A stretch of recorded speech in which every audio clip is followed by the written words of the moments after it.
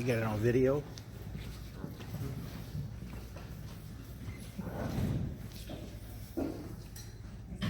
If you guys would like to Hy-Vee, Todd Curry, and Steve Lads, year-round, the Derby has nothing become better quality because of these two individuals right here.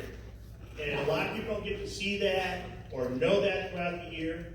But we had these things made, these mugs, and they're called Quincy Derby, Hero of the Derby. Because they are volunteers, they're not members.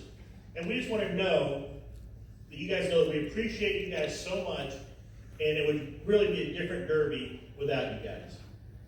And Chuck Bimberlow, oh wait a minute, we'll all get one. Chuck Bimberlow, our county clerk, a couple years ago we went to our bracket board. You guys in the Derby and the stock and super stock divisions, you come back up the hill, you get your new lanyard, you follow the bracket board, right? And that works so well and leads to the efficiency of our Derby so much. And a lot of it is really due to what Chuck Bimberlow has brought to the committee. With what he does, keeping everybody on track. And then Jeff Jansen, he's representing the Marine Corps League. He's been helping us for several years. The Marine Corps League bring 4 or 5 guys out every week to help us. They help with their 50-50.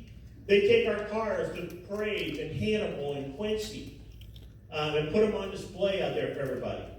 So just, you know, you can't measure something like that. So with that, I want to thank the Marine Corps League and Jeff in particular. So everybody, please, thank you very much.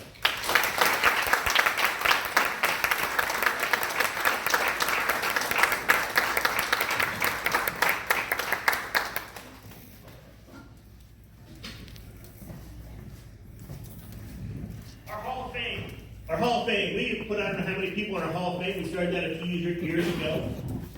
And we have, if